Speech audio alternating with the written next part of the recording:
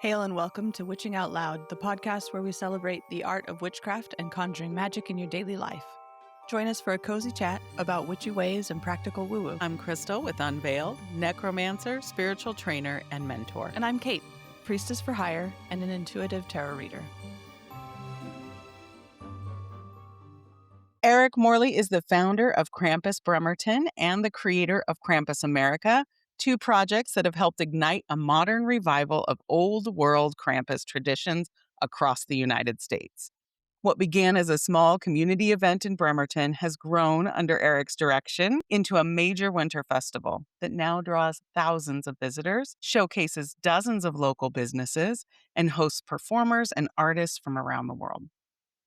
Through Strange Skipper LLC, Eric has expanded his work far beyond a single festival. He develops partnerships with Krampus groups, artists, carvers, cultural organizations across the globe, connecting European folklore with American creativity.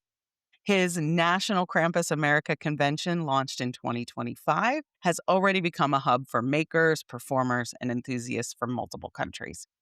Eric is known for his ability to blend mythology, community building, and modern event design into experiences that feel both deeply rooted and wildly imaginative. His work continues to inspire new Krampus events, new creators, and and a growing international network of people keeping this winter tradition alive. I started us off with a little poem that I found. I did not find the creator, so if anyone knows, definitely message me. The feast of St. Nicholas is on the morrow, but this eve's one of dread and sorrow. 'Tis Krampusnacht, and he's a-comin', his feet stamping a dreadful drumming, with clanging chains and foul breath, with horny horns and stench of death, with glowing eyes and many a bell that rings of things too dark to tell. So hold your sweet ones, little wee ones dear, and pray that they've been good this year. For if their behavior is deemed to lack, then Krampus shall put him in the sack. Welcome to Witching Out Loud, Eric. Thank you. I love the poem. I need to have that printed and displayed on my wall. Yes. And I think it needs to be part of my morning ritual now. Fabulous. Oh, I love it. Well, welcome. I'm excited to have you here. I haven't really met you or anything. I know you and Kate are fantastic friends. And for those who haven't caught up, Kate is still out on hiatus. So I'm bringing in guests and talking about fun stuff. So tell us a little bit about yourself, Eric, and kind of what brought you to your magical path. Well, I appreciate the invite. I have been listening to Witching Out Loud. I'm a very good friend of Kate. We've talked about the podcast many, many times, and I'm honored for the invitation to be here to talking about all things magical and mystical and folklore and fun, mysterious, dark, creepy, whatever, right? So that's kind of my nature, all of the above.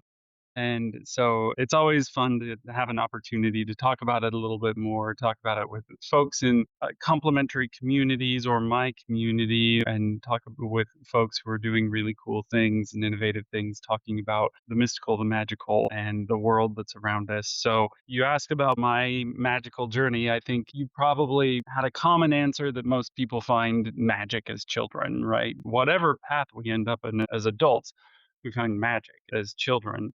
But many, many, many, many times I found myself casting spells or wishing I was magic. I grew up in the Church of Jesus Christ of Latter-day Saints, so Mormon, and I even found myself as a child praying to God to make me magic. So I love that.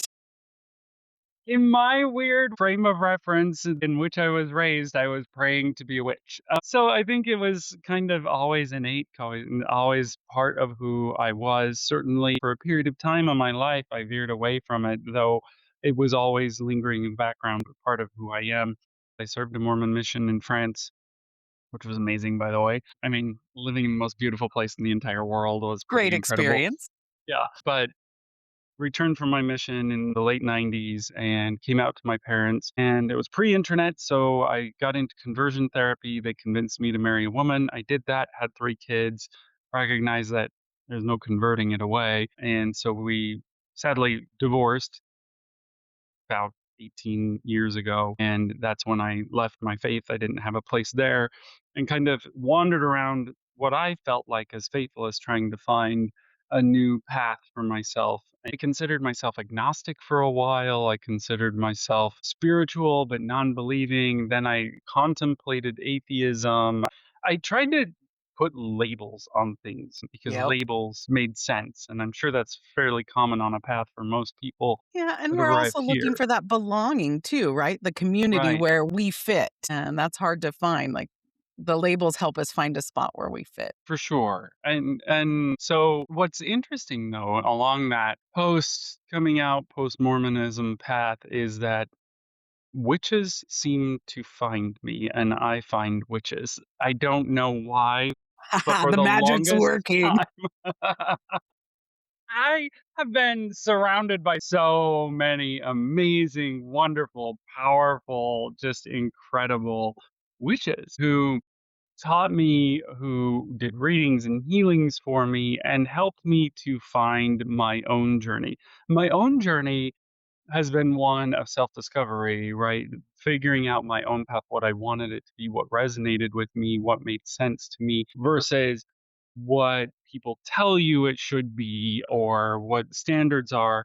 And it's also very interesting being a man in witchcraft where it feels a little disingenuous sometimes or disconnected, where feminine power is so strong and so respected and so just influential in this space that sometimes I feel like I'm an imposter. And so connecting with spirit or connecting with gods or connecting with guides in ways to discover my own path in respect of that feminine space has been a really interesting journey.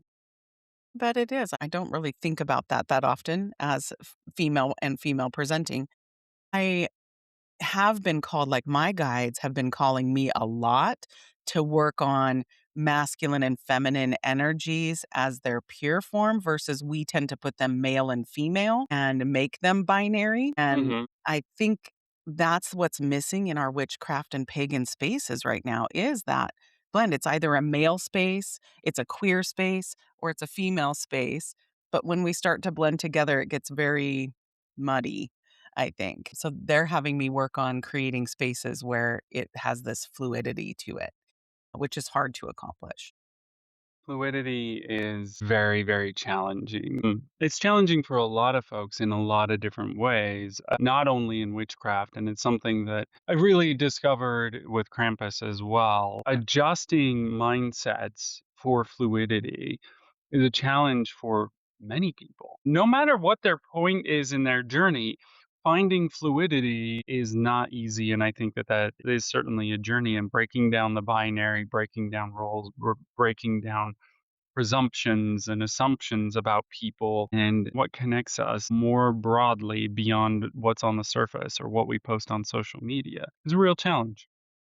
Yes. Some of the stuff that I've been leading to is using words that aren't saying like divine feminine or masculine, but talking about what comes from divine masculine energy or comes from divine feminine energy, like creativity and receptivity versus strategy and structure. But I still fall back into it and I'm the one trying to create it. So, I think there's also connection to elemental energy, which is something that mhm, I've really leaned into a lot. And kind of folklore's traditional witchcraft, where I think that you can escape from some of the binary and definition of femininity versus masculinity. Because I've tried to find like masculine energy to connect to be like, I don't want to appeal to Hecate, for example, because I feel like that would be disingenuous, not my space. And she's available to others. Although she came to me and she was like, no, no, no, I gave you two black dogs for a reason. so I am a devotee to Hecate, and I'm like, "Are you sure she's not for you? Because she says she's for you." She, like, came in She's strong and for go, me. "No." Okay, She's like, you're gonna get an image of me. You're gonna put me on your altar, and I'm gonna stay there and stop this nonsense. So she's there now. So it's perfect. been a journey figuring that out and experimenting with it and navigating that for me. Well, what does your kind of practice look like? Daily, weekly, monthly, yearly? Do you have a practice? It's definitely evolved and evolving. What's been interesting for me coming out of strict religious conviction that was devoid of a lot of ritual for the most part. On the surface, Mormonism doesn't really have much ritual. And so, one thing that I really have gravitated to and found that I enjoy is a ritual aspect of witchcraft. I know I don't need it. I know that I can do all of the things that I want to do without a tool, without rituals, or without anything. But I find that in my very, very, very busy brain, and in my very busy life, that the ritual helps me to focus. It helps me to put my energy into a place. It helps me to connect to whatever tools or herbs or elements that I'm using in witchcraft to focus my intention and to harness that in the outcome that I'm trying to create. And it's also just fun. Like I've created an aesthetic and actual like hobbies and crafts that I enjoy doing around it that puts me in an energy space that I find to be very beneficial. So my daily, weekly, monthly practices are very much based in that. Kate calls me a fire witch because I like to burn shit. I don't know if they told you this story, but her and I did magic together, and I love fire too. And I literally could not get anything to light with her in the room. I'm like, could your watery butt move about like 10 feet that way so I can get this lit? You know what? The last time she was at my house, I was lighting some candles and they kept extinguishing, and I was It's her. constantly going and relighting and relight. It's her. It is her. Oh, Well, what got you interested in like the mythology and moving into like the whole Krampus world? it came from, again, moving out of Mormonism. When I left the church, we weren't allowed to watch rated R movies. And so I really got into horror films. So I'd missed an entire genre of film for the first 30 years of my life. And so I like dove headfirst into horror films and I became obsessed with zombies.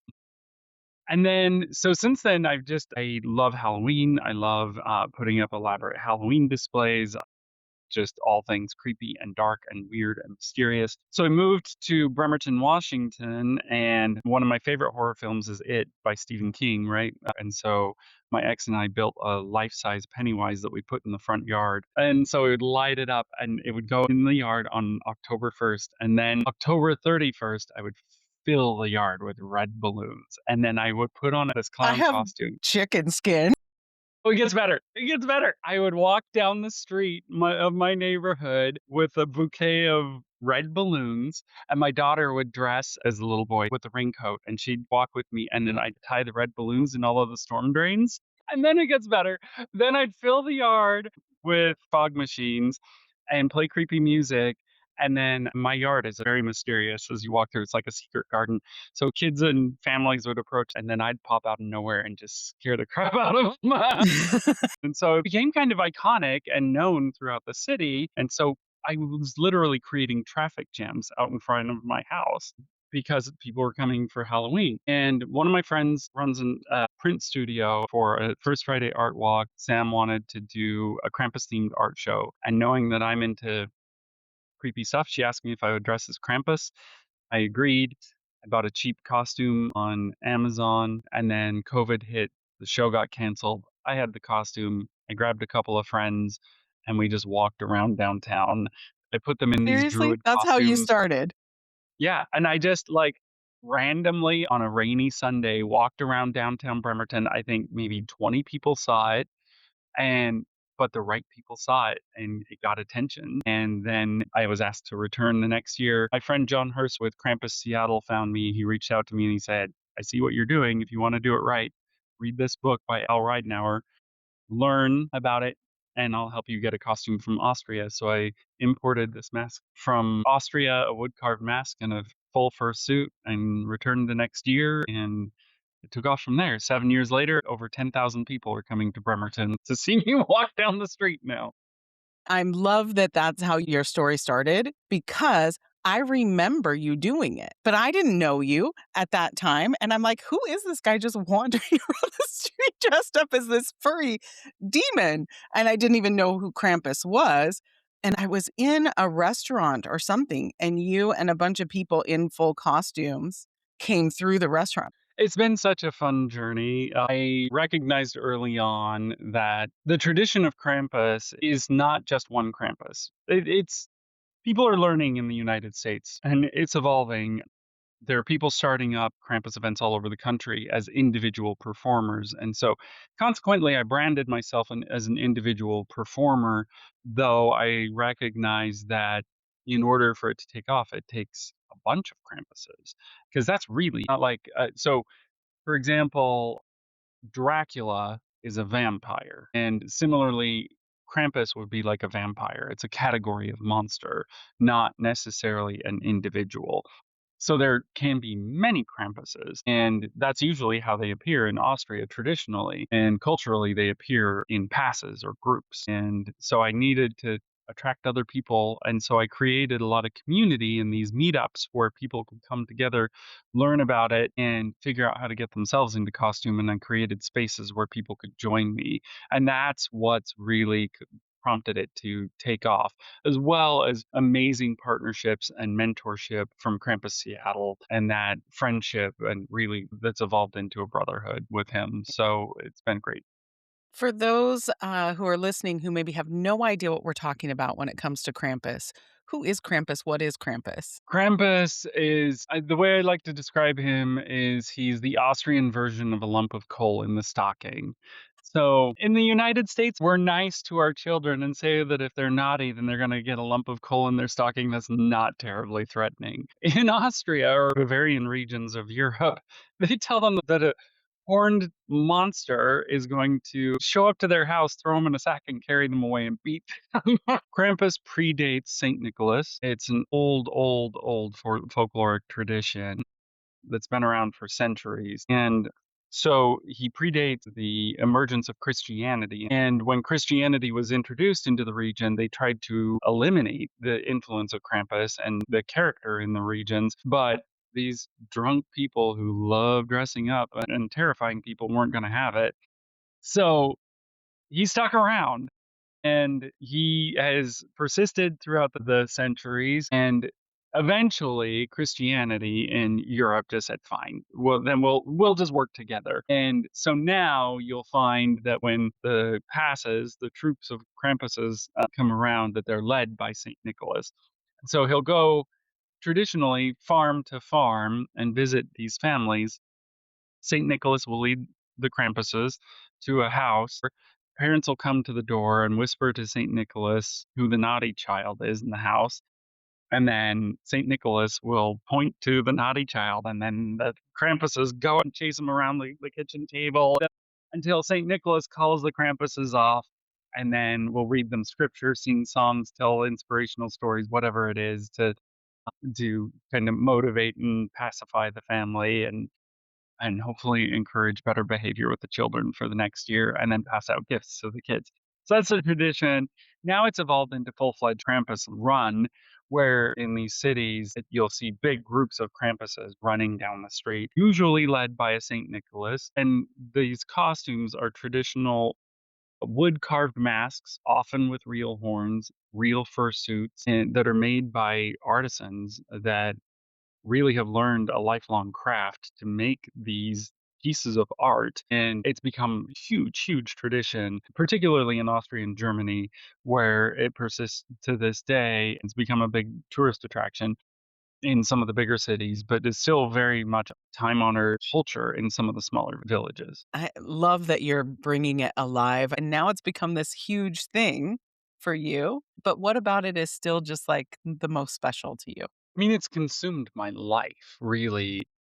It's become a really important part of who I am. There are many characteristics of Krampus that I really love. One being a very bullied kid, and even sometimes a bullied adult. I find that Krampus is all about justice and delivering what people deserve. But what I really have come to love about Krampus is the simplicity of the character. Krampus only cares if you're naughty or if you're nice. He doesn't care about your religion. He doesn't care about your status. your wealth, your profession, your education, nothing. He just cares if you're naughty or if you're nice, and delivers a consequence if you're naughty, or leaves you alone if you're nice. And so I think that there's beauty in that basic simplicity, that Krampus has a unique way for us to see beyond the scary masks and see humanity in one another.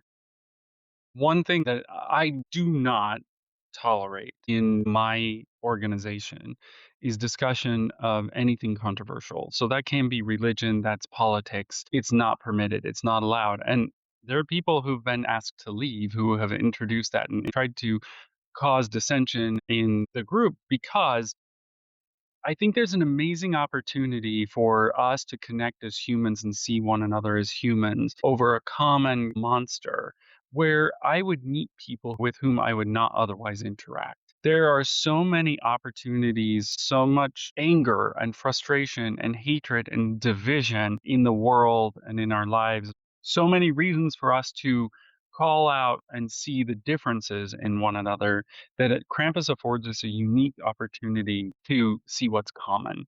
And I have found that as a flaming homosexual gay man, that I can sit down and have a conversation with somebody who would have voted against my interests and build a friendship. And for us to sit down over a beer and talk about Krampus, and for somebody to see me as human and see them as human, I think there's an opportunity to change hearts and minds rather than holding a knife to somebody's throat and demanding that they comply with what I believe.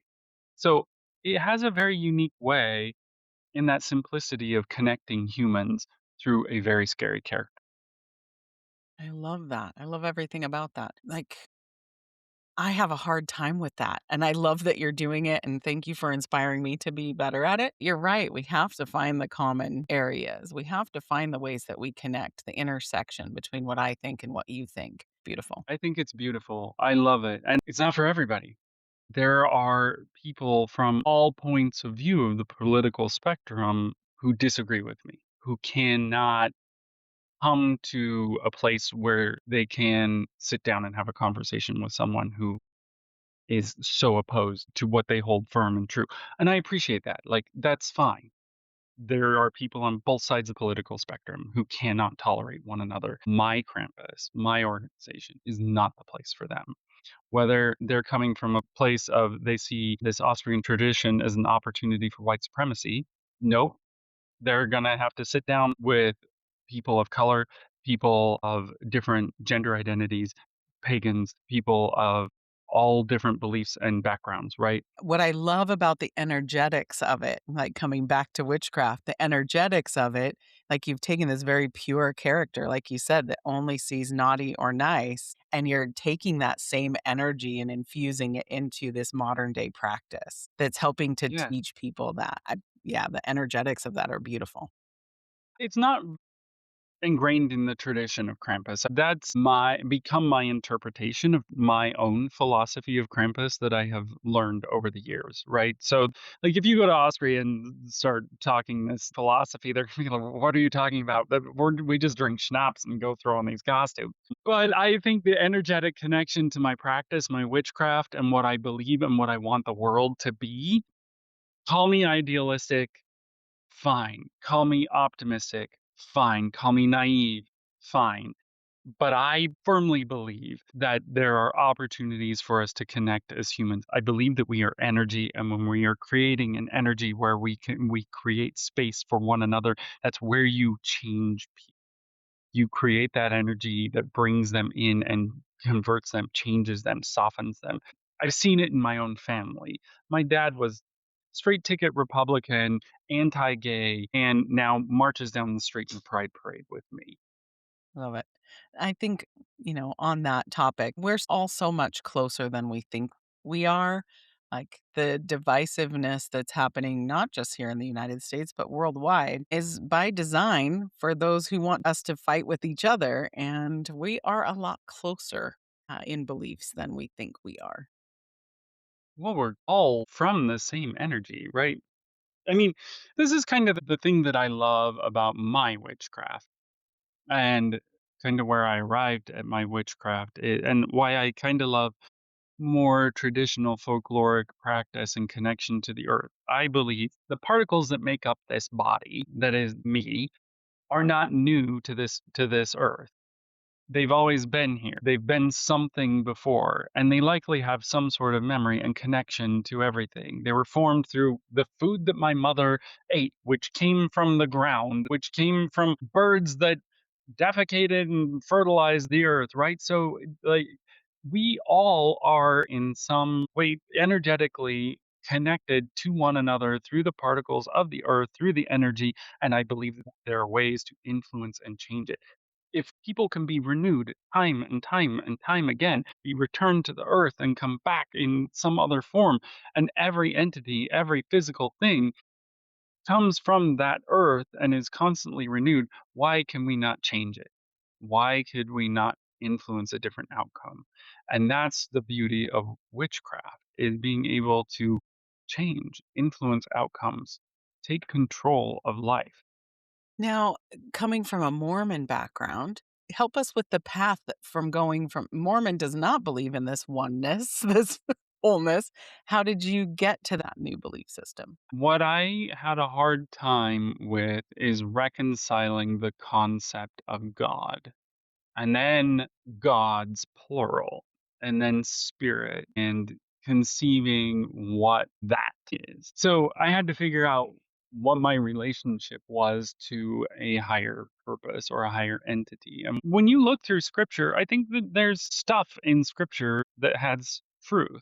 The concept of I am, potentially a trinity of thought, word, and deed, right? That a magical practice becomes stronger and stronger when you have the thought of an outcome that you desire. You speak that through ritual, through prayer, through spell, through incantation of some sort, and then action. Doing the thing to enable that, whether that is lighting a candle or actually going out and applying for a job, right?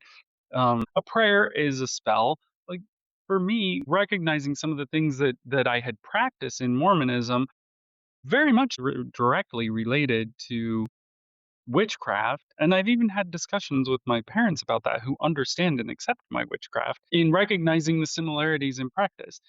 They do their witchcraft in their way, I do my witchcraft in my way. And goes back to what we were saying, like we're closer than we think we are. I love studying different world religions. And part of my coming into witchcraft was looking at all these different religions. And to me, someone who didn't come from a religious background, like they all sound so similar. There's way more in common with all of them than there are differences, but we all continue to look at the differences. So I love that you're able to incorporate it into your practice. What I really love about witchcraft is it's very, very personal. So it's not scripted by somebody else telling me what I need to do. Now is a hard thing to discover in building my own practice. And it is a practice. So it's a continually evolving thing. As I'm sure you know yourself, has been practicing for years, that I love experimenting and journeying and figuring out where it's going to take me in my own personal practice. Because when I first started, I was looking for definitions on, well, I need to buy a book of spells. I need to buy these specific candles. I need to perform this specific ritual, which is great. It's a really fantastic introduction into things, but there's so much more power once I could start connecting with guides and getting inspiration into what a spell or an outcome I want to have happen, or what I want to be, and have it define my own craft, my own tools, what I want them to do, how I want them to work for me. And that I love, because as somebody who loves the arts and performative art and creative art, I can create my own tools. I can create my own world. I can create my own space, my own witchcraft, and it's artistic and creative and fun. We are so like minded in that. I, for me, love the freedom of witchcraft and always have. And as someone who teaches other witches, it is the most difficult thing to get people to because they do. They come from religion. They try to find the path. It's like, well, just tell me what my label is. Am I a fire witch? Am I a water witch? Am I a green witch? And then I know what my practice is like. No, you could be all of it. Yeah, All of it. everything. It took a minute to figure that out. And I was like, rapid firing spells that I saw on Instagram or whatever. And then what I found that were the most powerful is I would plan for a new moon or a full moon or something, the outcome that I wanted, and make sure that I was astrologically aligned with the outcome that I wanted, and then spending time in front of my altar, making offerings to my ancestors or a particular deity or entity that I wanted help with, and then waiting, being quiet, writing, spending just looking at my altar and meditating. And I don't do a lot of like really sit down, heavy breathing, meditating. So I'll light a candle and some incense and then just stand in front of my altar for long periods of time and just wait. Wait for it to come to me, what I need to do, and then build whatever ritual It's I want. meditation. Yeah. I mean, it is. It's It is. like I cannot just like sit cross-legged on the floor. That just seems like Most people mind-boggling can't. to me.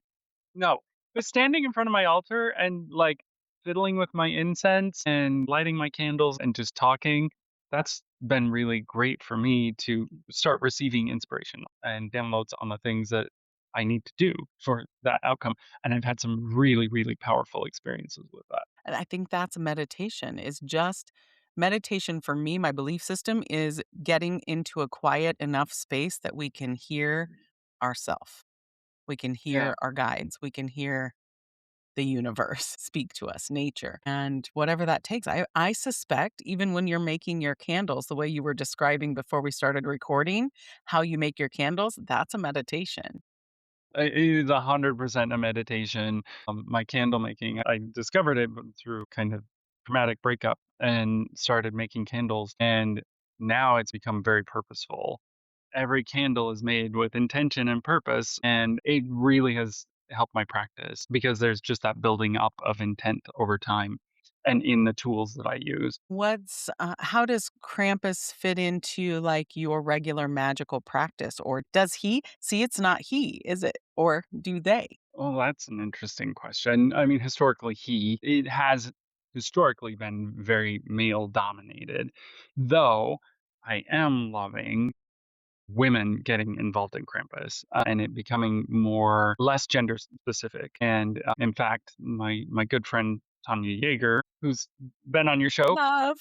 We all love she Tanya here at Witching Out Loud. Oh my god, I love her. She's one of my favorite people in the whole wide world. And she's currently doing a big study on the women in Krampus and the influence of women in Krampus, which is really awesome. And I'm so excited to see what she publishes out of that. But that's another topic. That's not the question you asked me. It was how Krampus influences my practice. And it influenced my journey in finding the old gods, I think. Because I believe that whether gods walked the earth or not, or created the earth or whatever they are, they became something through energetic creation. They became God energy, right? So Krampus energy exists. And so calling on that Krampus energy that brings me so many things as a bullied kid brought me a sense of justice, right? So he supports this missing part in me that felt so vulnerable, empowers me and gives me strength as an adult now to take power in my life and take it back from others who sought to take it away from me. And so that informs a lot of my practice and my strength in my practice because I that godlike energy, old energy of Krampus. And I'm finding a lot more in my Nordic heritage that's now starting to enter my practice as well. And so it's fun seeing that collision of that old world energy, that old god energy feeding into and empowering my practice. I mentioned I make my own incense.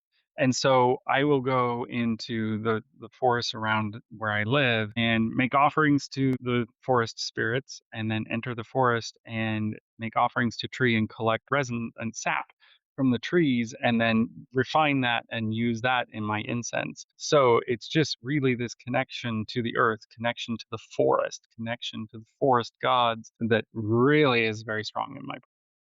Love that. I love using our local, so many people want sage, Palo Santo, and using all of the stuff around us, the cedars, the pines, the firs, the moss, the smells are just phenomenal. They're amazing and they're so accessible to us. Yeah. Well, in anywhere you live in the regions of the United States, there are things that you can use for clearing because I believe it's more about intention, and they're just things that I can collect from around. But like, I was born in rural Nevada, in the middle of nowhere, copper mining country, but it's surrounded by sagebrush, and I'm dying to go back and collect some sagebrush that grew wild. Yeah. And juniper berries. I love Yeah. using juniper as well. I use a lot of juniper. I remember it in my grandparents' yard as a kid, and so the smell of juniper invokes my grandparents very strongly, and so I get that ancestral connection by usage of juniper. My ancestors, this tells you a little bit more about me. I use tobacco soaked in whiskey. So I love that. My paternal grandparents were Mormon. My maternal grandparents were not, but my grandmother smoked like a smokestack, and she smoked Raleigh 100s. I can't find them anymore, but I really wish I had them because they so remind. Every once in a while, I catch a whiff of it, and I'm like, "Hey, Grandma." I go to the smoke shop and I get the full tobacco leaves. And so I unfold them and then cut them. So it's a whole intentional practice. And then I buy a really good whiskey. And my best friend's always like, "You are wasting whiskey just for your ancestors." I'm like, "They heard you." Yeah, that's definitely not a waste. Like, that is Yeah, money well spent. exactly. And then I use the bourbon itself as an offering on the altar. And then I re-dry the tobacco and then I use that in the incense for ancestors. That's fantastic. Anything you want to share with us about your practice or favorite spell or working that you like to do on the regular? I think with my practice is mostly it's been helpful for me psychologically even, has been the practice of grounding, centering, and shielding. I underappreciated hearing from a lot of folks the simplicity of witchcraft, and that has become part of my daily practice and has really mentally helped me over the past couple of years through some really trying times and has really given me a lot of stability and encouragement and momentum to keep moving forward. One of my favorite spells along the Krampus theme is from Tanya Yeager's book, The Allure of Dark Winter Spirits. She has a spell in there. It's a Krampus spell on delivering justice. And I just found it beautiful and inspiring and fun because you create this switch and you bind up the person in the switch and roll it up and burn it. And it's a fun spell to perform with a really great outcome. That's a good one. I haven't tried that one yet, but I know what spell you're talking about. And for those of you who didn't listen to that episode with Tanya, Dark Winter Spirits, go listen to that and grab her book. It's fantastic. What is kind of exciting for you right now? What are you creating right now, or are you just continuing to create? Well, from a spell work perspective, I'm learning and experimenting with runes. Like I said earlier, I've been feeling a call to my Nordic heritage and gods and things, and runes have been really speaking loudly. And so I'm trying to understand that and connecting with some of those deities as well, in addition to some of the kind of the earth spirits and earth mother and things like that. So that's kind of the next chapter of my magical journey is venturing into that space. And from a Krampus perspective, December 5th in Bremerton is the next Krampusnacht Bremerton Festival, our 7th annual festival. And I'm really excited about this one because my festival is always on the first Saturday of December, but this year it falls on December 5th. And December 5th is Krampusnacht. So it's like Christmas. It falls on December 5th every year because the Feast of St. Nicholas is on December 6th. And so, like, my festival is on the actual day this year, which I feel like energetically is really cool and Mhm. badass. So I'm making plans for 15,000 people to show up this year. Holy moly. Yeah, I think it's gonna be pretty enormous. And so we're moving very rapidly toward that, along with a number of other events that are happening over the spooky season. We kick off Witches Night Out in Enumclaw with Krampus Seattle, which is really fun in October. In November, we'll do the Vancouver Christmas Market with West Coast Krampus out of Vancouver, BC. We'll do Leavenworth on Saturday after Thanksgiving. And so that's always an enormous, really crazy crowd. So we'll go do that. And then a couple other projects are in the works for December. as well as 2027 for kind of next phases and evolution of where I'm wanting to head. Still not making that public yet, but one project that is coming up in February is the second Krampus America convention that will be in St. Petersburg, Florida. So, super excited about connecting with other Krampus performers and organizers from around the country and really around the world. We've got a couple mask makers who will be coming from Austria, as well as one from the United States, Gavin Hughes from the United States. Stefan Keudel is coming from Austria. We've got Bram, who's a Krampus author. Al Reidenauer, who's has written Krampus and the Old Dark Christmas. Tanya Yeager will be there, and just a number of different authors are going to be there for that convention, and that'll be a Yeah. lot of fun as well. Fantastic. Well, is there a myth or story about Krampus that you feel people haven't discovered yet, don't know enough about, that you think they should? I think that people don't know the parallel story of Frau Perchta and the broader story of the Perchten within the Krampus world. There are more characters in Krampus than just Krampus and Saint Nicholas. Frau Perchta is a very, very strong character. She's a witch who punished people for going into the wrong parts of the forest and not completing their household chores, which was, when you think back through history, those things were very, very necessary for survival, right? So all of these folkloric characters were created to influence human behavior because things needed to be done to survive. And so there are many more creepy characters in the Krampus universe that are worth exploring. Fantastic. Well, where can listeners find you, work with you, learn more? We'll put all this in the show notes. My social media is Krampus Bremerton, so Instagram, Facebook, YouTube, and TikTok. KrampusBremerton.com is very active. I publish all of my events on KrampusBremerton.com. Most of them are open for people to attend. I hold a lot of regular socials for people who are interested in getting involved in Krampus, getting into costume or volunteering or being a handler, a non-costumed handler. Were critical for our effective performance. And just getting involved in Krampus, a great way to do that is popping into one of our meetups and meeting people and getting involved there. I also have a lot of resources at KrampusAmerica.com on buying costumes or building costumes. And at KrampusBremerton.com, I also have a lot of training that people can take, including YouTube videos on how to Krampus. For people who are getting involved, I have a lot of content for people to help them get started. I would strongly encourage people to look at KrampusAmerica.com to buy a ticket and attend the Krampus America convention in Florida. A lot of really awesome, fun people and great programming there, and a really fun way to get started on your Krampus journey. This has been a delightful conversation, Eric. Thank you so much. We went into so Yeah, many corners I didn't know we were going to, and I love all of it. I have one final thing to share with everybody. Are you ready? let's go. Krampus, Krampus, have you any souls? Yes, sir. Yes, sir. 3 bags full. Go do witchy shit, people. Thanks for listening to Witching Out Loud. You can find us at Witching Out Loud on Substack, Blue Sky, Instagram, and Facebook. Follow us for highlights and reminders. Subscribe for witchy tips, seasonal celebrations, and extended show notes.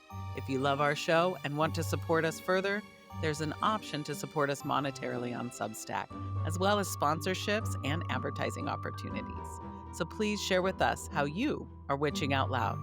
Now go do witchy shit.